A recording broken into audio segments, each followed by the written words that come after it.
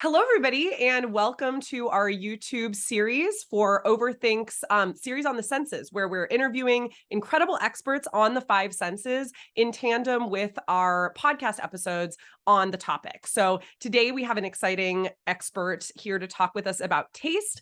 I'm co-host Ellie Anderson, and over to you, David, to introduce our guest.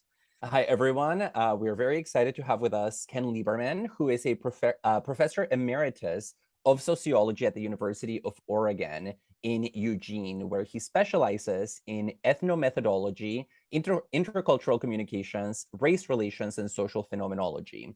As an ethnomethodologist, Ken has written a number of books about a lot of subjects. He has written about traditional Australian Aboriginal people, about Tibetan scholar monks, and about professional coffee tasters. And in connection to this last group of people, he just published a book this year, which is what we're going to be talking about today, with SUNY Press, entitled Tasting Coffee, An Inquiry into Objectivity, which uses ethnomethodology as well as phenomenology to think about the relationship between the sensory experience of taste, coffee, and then this philosophical category of objectivity. So Ken, we're very happy to have you with us. Welcome. Welcome. Hi, glad to be here. This is the book. It has an It's amazing great. cover, and it's a great read, very accessible. So we definitely recommend our viewers and listeners to check it out. It came out in hardback already, and you can order it in paperback. SUNY I think Press. SUNY Press. I think it comes out in paperback in a couple of months. Is that right? You can order it now. Okay, Yeah. great. So Ken, we're going to jump into thinking with you about the nature of taste. And I want to begin with one of the central claims in your book, which is that coffee tasting, the practice of drinking and tasting coffee, can reveal how objectivity is at work in all kinds of social experiences and social practices, like the practice of tasting coffee. And so let me begin here by asking you a question that you actually ask yourself in some of the opening chapters of the book, which is, of all things, why should we go to coffee for thinking philosophically about this category of objectivity? And in connection to that, how does the pleasure that we get from tasting coffee, does it get in the way of thinking about this category of objectivity? So what's the relationship there between those terms?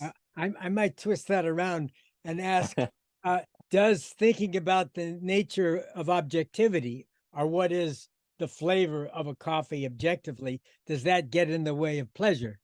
I see. That'd be another way. There's a wonderful, one of the world's top coffee tasters is Manuel Diaz. He has his PhD in anthropology, but he's a full-time sensory scientist and one of the best teachers of coffee tasting in the world. He says that either you can analyze the coffee scientifically through these protocols, or you can pay attention to the taste. It's very hard to do both at once. You kind of have to choose. And I think that's a necessary dilemma. We need objectivity. Why do we need objectivity? Because we need to communicate with other people. And coffee purveyors are all over the world. And if I want a coffee that has a particular flavor, I send my buyers, to India, to Central America, to Africa. Ethiopia is my favorite. Well, and for good reasons. And they're looking for a flavor that you market in your store or in your packaging, or Starbucks wants to serve the same coffee in every one of its stores, whether it's Bangalore or Bangor.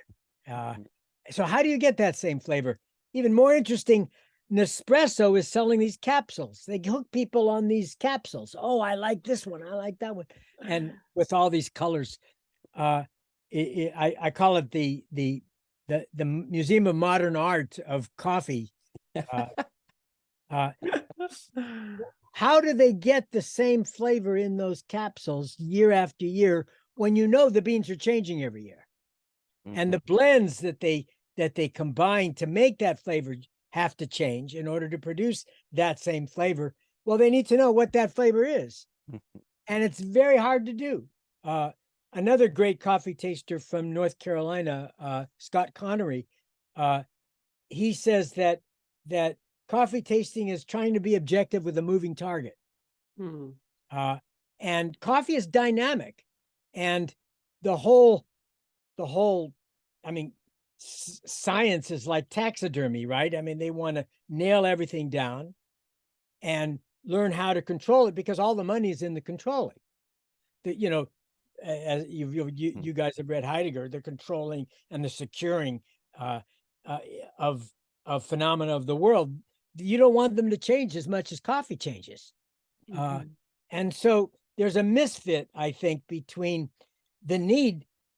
You ask why choose coffee for studying objectivity, because these purveyors of coffee are doing $1 million orders on a monthly basis. And you can't invest that kind of money and get the wrong thing. And so they have every incentive to be objective about something that's fundamentally subjective. I mean, taste is science's outlaw. You know, it was dissed by Aristotle and by Kant, we discuss in the episode. Right. Because it's uncontrollable. Well, life is uncontrollable. You know, we have to learn how to live without surrendering our pleasure or whatever else to algorithms.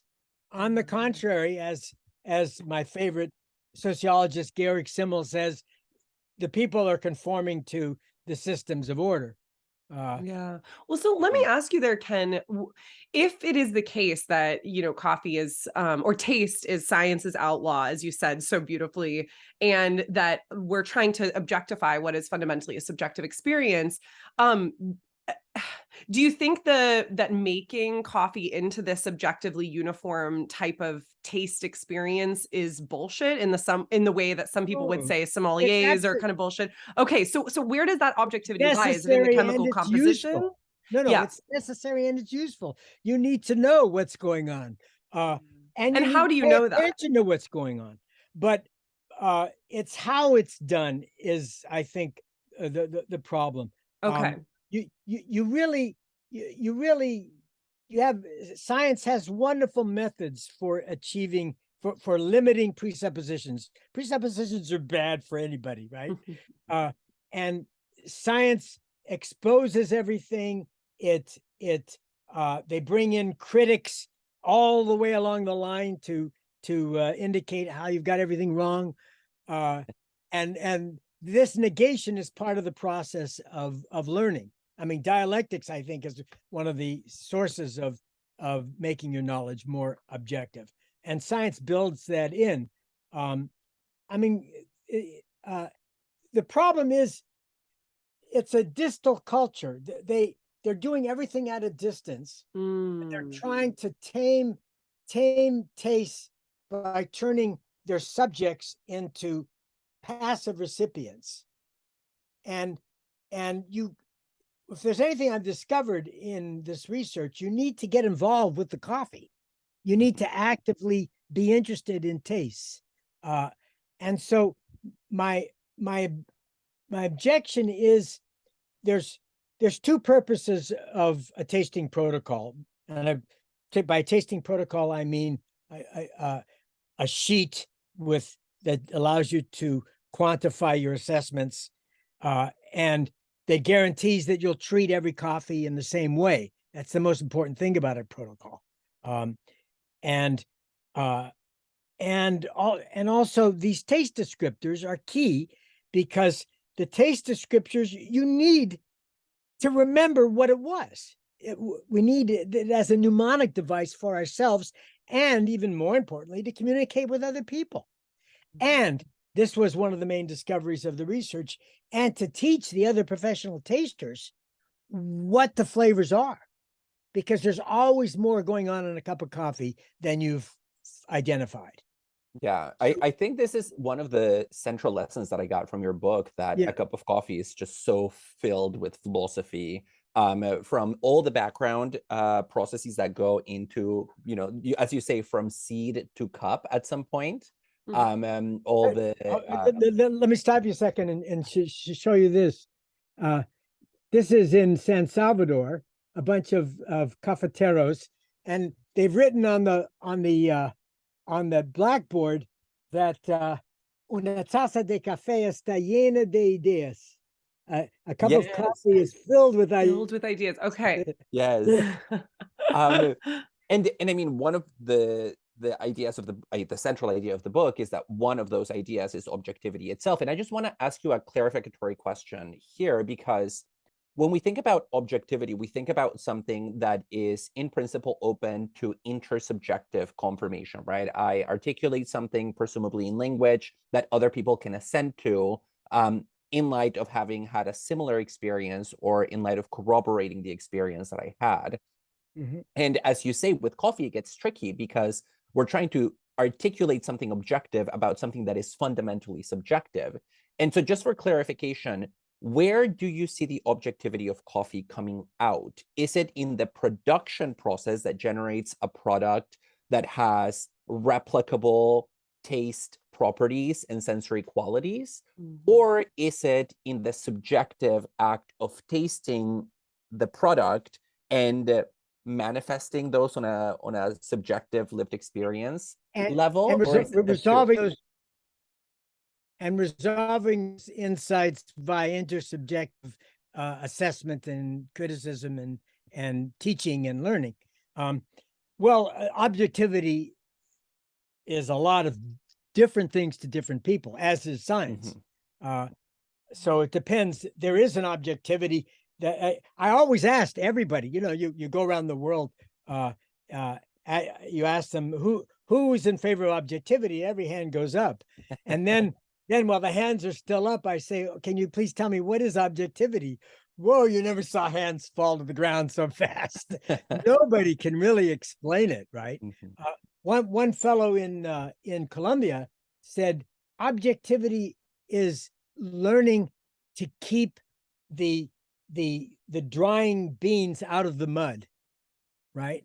So that's it's taking care in how you a fellow a purveyor in India said objectivity is keeping your beans segregated according to which trees they came from, and keeping them segregated through the processing, through the drying, through the fermentation, through the roasting, and then finally at the tasting. So if you have some beans that are special, you can make money with them rather than mixing them all in a heap and never being able to sort out where was the coffee you could make really good money from the coffee that you wouldn't even export. Yeah. Objectivity, when you ask people to explain what it is, it gets tricky. It has a lot to do with production, mm-hmm. But the objectivity that I'm interested in works a little like this. I'm drinking a coffee, and I say, can you taste the cinnamon? And okay, cinnamon is a taste descriptor. It's a legitimate taste descriptor. And the person's going, cinnamon, what does he mean by cinnamon? Well, so he takes this descriptor, puts it on the tip of his tongue, and dives into the cup and looks for what could possibly be cinnamon. And there's a reflexivity that operates by which what that person finds becomes what cinnamon is for that person. But people are wrong as often as they're right. And so they say, I detect this kind of spicy thing on in the back of the throat. Is that what it is? And then you get to the intersubjective part, and the person says, no, it's not at the back of the throat. It's what I'm talking about happens on the tip of the tongue. And so they're using the descriptors to teach each other what to look for in the cup. And without the descriptor, they wouldn't have noticed a thing. I see. Or they wouldn't be able to describe it. That's very hard to describe the tastes because taste operates in the limbic brain and description operates in the neocortex. And I think part of the joy that professional tasters have is connecting those two parts of the brain as they fill out their forms. Well, and I think what you're talking about too reminds me a lot of what you talk about in your book as the dynamic nature of coffee. Right. I'm also thinking about like one of my favorite metaphors from Nietzsche is this idea that putting things into language involves pinning them down in the same way that we would kill a butterfly, or I think that's the Nietzsche metaphor. And then he talks about pulling up the plant and sort of analyzing it, which that definitely is a Nietzsche metaphor. I think the butterfly one is too. But I think what you're speaking to, Ken, is also about the nature of the dynamic character of coffee in tandem with what might be a more kind of static approach. And so I'd love to hear you talk more about what you describe in the book as the dynamic nature of coffee. There's one chapter in particular where you talk about all the variables that affect the taste of coffee beans, from the cultivation to the roasting and to the infusion. And you observe that because coffee is dynamic, drinking coffee is participatory. And it seems like that could mean, on the one hand, that coffee tasting can be collective rather than individual, speaking to that intersubjective component you were just mentioning. And then on the other hand, it's participatory not just among people, but between the individual and the cup of coffee, right? Yeah, the Italian wine taster. He's a professor of philosophy. He got his PhD under Derrida. He's vice chancellor at the University of Gastronomical Sciences in Italy. His name is this Nicola Perillo? Yeah. We interviewed him for this same series. Oh, I recommended him to you. Yes, you did. Yes, yeah, you did. we followed up and we did the interview. Wasn't he wonderful? He was, yes. So viewers, if you haven't watched that, these are coming out into English. Yeah, like such Columbia good University stuff. Press. And he says that taste is a task. There's a responsibility to the person drinking the coffee. It's definitely participatory. There's another great taster in Puglia in the south of Italy, Angelo Sagoni.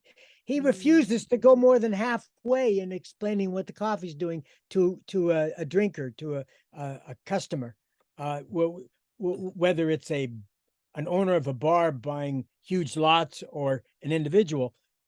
He says you've got to stimulate their own participation. You've got to make them the agent, the active, actively involved in finding what are these flavors, because the flavors are changing all the time. And if you're going to demand that your coffee tastes the same every time, you're going to have to rule out a lot of interesting coffee in order to establish that. I sat in on some tasting at the Dunkin' Donuts lab in El Salvador. I was not expecting you to say that. In Santos, Brazil. And they were tasting all these coffees, and they were throwing out, one of the reasons Dunkin' Donuts is so good, they throw out a lot of bad coffees. It's not just price, that they want a good flavor, but they threw out the best coffee on the table also. And I'm like, what's going on? And these are very serious people. They have their teacher, the original head taster who's retired. He was like on the wall, like maybe a Catholic saint. and Think of caffeine. yeah. I mean, that's very respectful. And I said, okay, look, I'm not a professional taster, but I've done a lot of tasting. I know that coffee's the best coffee on this table. Oh yeah, for sure it is. But if we include that, there's no way we can buy enough of that coffee. It's going to skew the whole flavor. And we can't provide 900 outlets with that coffee because it would, and even if we could, we probably couldn't reproduce it, and then all our customers will be disappointed the next time, right? So this drive for uniformity and consistency, which is part of the culture of the coffee industry, I think somehow diminishes the quality of the coffee that people bring. I wanted to say about your quotes. T.S. Eliot has a line in the love song of J. Alfred Prufrock, when I am pinned and wriggling on the wall, right? I mean, they want to pin down the coffees with these definitive, I mean, they've come out with whole books of dictionaries, lexicons that defines every flavor in advance of the coffee. And I don't think that's the way to open up experience to anything that's new. It's useful. I use it all the time. But I think the model of the industry needs to be more open. They've got so much money at stake. They're very conservative, and anybody who can sell them a program that will make the industry safe will get the contract. Let me say, in the research, the four big discoveries, I guess I would share with you. And we're talking 12 years project that included long residences in 14 different countries. There's a lot of travel in the book. Yes. Yes. Surfing too, I should add. It turned out most of the people I tasted with in Santos, Brazil, were surfers. So boy, we've got along great. The surfing book will be next. Yeah, well, and he did reveal to us, for our viewers, that he went surfing this morning right before we started our interview. So this is also another theme. But the first thing, I've discovered that everybody that works in the coffee industry is happy with their work. I didn't find a single person who was a complainer. They love working in the coffee industry. Even the guys carrying the bags. These are like 40-pound bags or more. Maybe it's the smell of the coffee. They're all happy campers. And, I mean, we do all right as professors, but the glass is half empty for most of us. I don't know another trade like that. I think that's really a big surprise and a pleasant one. The second is that most people that grow coffee can't identify the flavors of the coffees that they grow. This was a huge surprise to me. For example, in the Cup of Excellence of one Central American country, I won't say which, had this great coffee, and then he invited everybody afterwards to his finca, his farm, high up in the mountains to visit and see his operation, because he won the prize. And we all went there, and he showed us the 3 different kinds of coffee that he grows. And I asked him, if I was to take each of these 3 coffees and prepare cups of them on the table, would you be able to identify which coffees are which bean? He says, impossible. I couldn't do that. Wow. I said, so do you know the taste that won the cup? He said, no, not really. I said, so but you need to know what the taste. He says, yeah, I have the middleman do that. But that's where he loses a lot of the money, because the middleman underestimates its value and then sells it high. Okay, the third discovery of all this research was, and this maybe was the most surprising of all, and that is that most people in most countries who drink coffee don't pay attention to the taste. They just drink the coffee. They want it dark, they want it hot, and they want it full of caffeine. That's how I drank mine this morning. Guilty as charged. I've been sipping my Keurig capsule coffee this morning, so very much I feel implicated in this problem. And every country has a different reason, and if you read the book, you'll know them. But we don't have time here to review them for why their coffee is lousy. But the world is drinking a lot of lousy coffee. The main reason for America is 100 years ago, it got commodified, and it was no longer freshly roasted. You used to go to your corner store and get it freshly roasted or roasted at home. Nobody roasted at home. Wow. Oh, I didn't know Yeah. that. That's Ethiopians. You meet any Ethiopian in America, you ask them, do you roast at home? They'll say, of course, right? Hmm. Yeah. But coffee, half the battle is to roast it fresh and then to grind it within 5 minutes of making it. But most people, they don't even want to know. The coffee industry is amazed at how their efforts to teach consumers the flavors of these new specialty coffees, how uninterested the consumers are.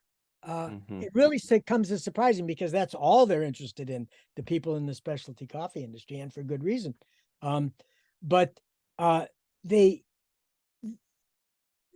learned that above all, you don't ever want to get between a consumer of coffee and their first cup of coffee in the morning. You really don't want to be there because we are creatures of routine, and they've been doing it for 20 years. So, it's kind of obnoxious for you to even suggest that there's a better way, right? Get out of my life. But this is true everywhere. So you have this model in the specialty coffee industry of traceability, which is built on the myth of origins. We won't go into that, but Perula maybe talked about the problem of origins in wines. It's dynamic. It's changing every year, every season. Too much rain, not enough rain. The flavors change. There's also the flowers pollinate differently, even if you've got the same bush, right? And the cherries on the inside bottom taste different than the cherries on the top that are more exposed to the sun. I mean, there's a lot of change going on. You need to become interested to learn the differences. But it's just too big a load. And then people think it's just elitism to talk about coffee. So you don't even try. But the problem is that with the traceability is, if the person who's drinking it at the end and the person who's growing it at the beginning, if neither of them know what the flavor is, what are you tracing? Yeah. What flavors can you be tracing? Now, the exporters and importers, they know what flavors are, but they're buying mostly on price and selling mostly on price. The only exception is the direct trade movement, which is very small in quantity, but some specialty cafes actually travel to third world countries, develop personal relationships with families, and then teach the families what coffees are worth more at their cafes. And they work on processing, they work on grading, science included, and they end up communicating about flavor in a meaningful way. But for the most part, there's coffee's marketed. Most people are buying coffee on price. They'll buy, oh, look, Seattle's Best is having a 2-for-1, right? So they'll buy 6 bags. They'll stick the bags above their stove where they can dry out quickly. And a year later, they're still drinking out of that last bag. I mean, if they had an interest in taste, they probably wouldn't be buying more than 1 pound at a time. Yeah. Because the flavor goes that fast. Yeah, and you do talk a lot about the fact that most of the coffee that we consume kind of falls into this category because of commercialization and the commodification of coffee. But I don't think we can bring this interview to a close without me asking about the other side of that equation, because yes, there's a lot of elitism that goes into, the category of the coffee taster in the cultural imaginary. Similar with wine, right? We tend to associate it with a certain socioeconomic standpoint and a certain kind of cultural capital. But there's a section in your book where you say, yes, people have crappy coffee all the time and don't think about the taste, but you also put on your hat as an ethnomethodologist, and you say, when you look at the way in which lay people, like myself, to be honest, maybe also Ellie, I don't know how she would identify in connection to I have nicer coffee than Keurig, but well, and in my defense, I actually was a barista in the past, so that should be noted for the record. But my Well, if question, you were a barista, then you know well the problem of consumers coming in and not knowing what they're supposed to taste. yes. Actually, I think I know where you're going with your question, and I think my answer would be give the task to the baristas to study what it is that drinkers are making with their minds out of the coffees they're drinking. I see. Yes, because you talk about the fact that lay people, even though we don't think about it all that much, there are certain practices that we use to make sense of coffee in an amateur-like way.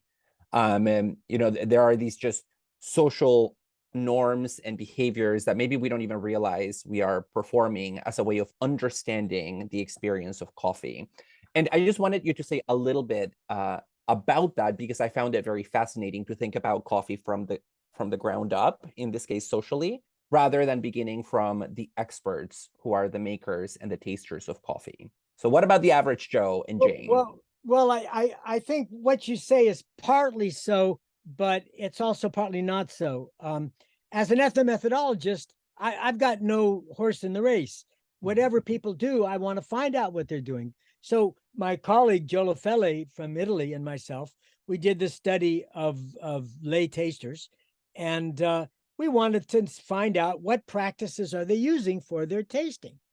And we discovered they're not using any practices at all.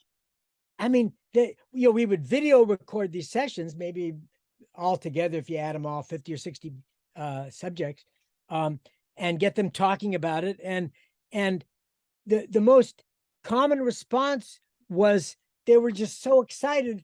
I didn't know coffee had flavor, right? Thanks so much for showing the difference between the three coffees we were giving them, that this one was clearly different than that one. And I never realized. Or another one said, I thought that all coffee was bitter, and I thought that my dislike was just because I wasn't mature enough as a coffee drinker. But I've discovered that there's a good bitter and a bad bitter, and that's really interesting to me. So she went away really excited with this new information. It's a slow process to get drinkers to cultivate their knowledge. Once they realize, I mean, there are cafes that don't provide the same coffee 2 weeks in a row. And they have a clientele that doesn't expect the same coffee. Rather, the clientele comes in, what's going to happen today? What strange things am I going to discover? And their minds are very keen for what the flavor is.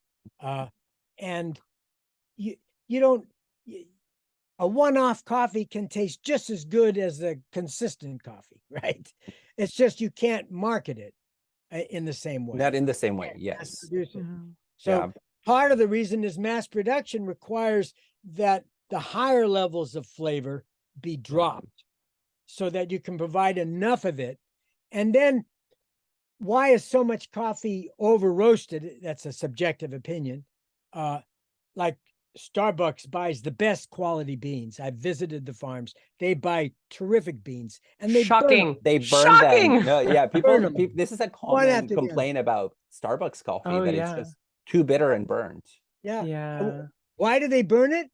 Because it's easier to sell the same flavor if there's that bitterness that comes from the burn.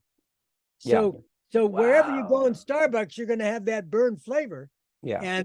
And so you go, oh yeah, this is my Starbucks. I'll take the amaretto flavoring and Sheesh. No. Oh my gosh. Well, Ken, we are drawing towards the end of our time here. I just want to say you've given us a lot of food for thought, some coffee for tasting.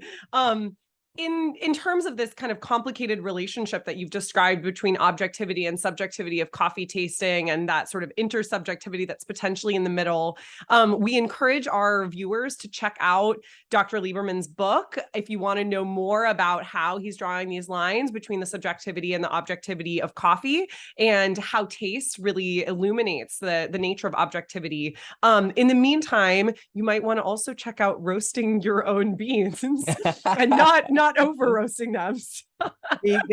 There's a company called Behmor, Behmor, out of San Diego. He developed this home electrical roaster. I bought mine a dozen years ago for $300. God knows what it costs now. He developed it while he was in prison. He's a great guy, and I roast every week, and I'm amazed. I can't get the same bean. I can't get the same flavor 2 weeks in a row. It's just 10 seconds a little ahead, a little behind. Makes all the difference in the world. Wow. Has to do with the humidity of the day, how strong the electric current is. It's amazing how I think the best coffee happens by luck.